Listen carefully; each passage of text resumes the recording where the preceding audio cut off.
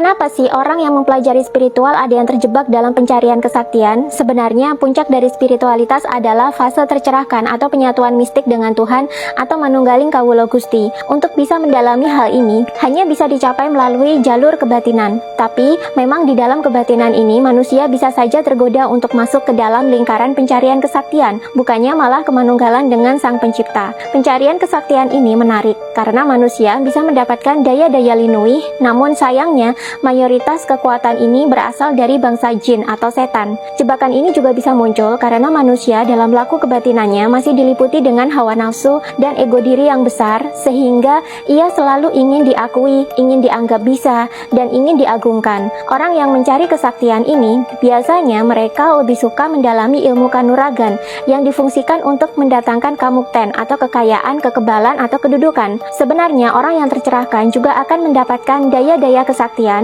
namun ini sangat jauh berbeda dengan mereka yang sengaja fokus mencari kesaktian tersebut. Orang yang tercerahkan, kesaktiannya biasanya berupa maunah atau karomah, yakni kelebihan supernatural yang berasal dari dalam diri yang telah murni atau dari dalam kesadaran atau roh suci mereka, tidak diliputi oleh nafsu dan difungsikan untuk hal-hal yang positif. Mereka juga biasanya tidak mau sembarangan menunjukkan kelebihan dan lebih suka bersikap rendah hati, seolah-olah mereka tidak memiliki ilmu apapun. Sifat energi mereka juga tenang dan kalem. Ini berbeda dengan orang yang sengaja mencari kesaktian dengan mendalami ilmu-ilmu karang seperti kanuragan dan sejenisnya. Mereka ini biasanya adalah orang yang rapuh, namun mereka memiliki ego diri dan nafsu yang besar. Karena itu, mereka mencari kekuatan dari luar yang kalau dalam bahasa Arab disebut sebagai kodam, yang difungsikan sebagai pembantu atau pemberi kekuatan pada manusia. Jadi, kekuatan ini bukan berasal dari dalam diri manusia yang telah sadar dan murni, melainkan dari luar dan sifatnya adalah sementara. Kodam di sini bisa berasal dari jin atau setan, atau bisa juga berasal dari energi guru mereka. Dan sifat kodamnya ini adalah panas, sehingga orang yang menggunakannya selalu akan diliputi oleh sifat-sifat angkara murka, selalu ingin bertengkar atau berperang dengan orang lain, halusinatif, dan juga suka tergoda untuk menunjukkan kesaktiannya ke orang lain agar dapat pengakuan. Meskipun disukai oleh beberapa spiritualis, namun Sri Mangkunegara keempat yang dikutip dalam buku Cakra Manggilingan ini menyatakan bahwa ilmu karang begini sebenarnya sifatnya sementara dan hanya ada di luar tubuh manusia, sehingga bisa hilang kapan saja dan manusia akan kembali rapuh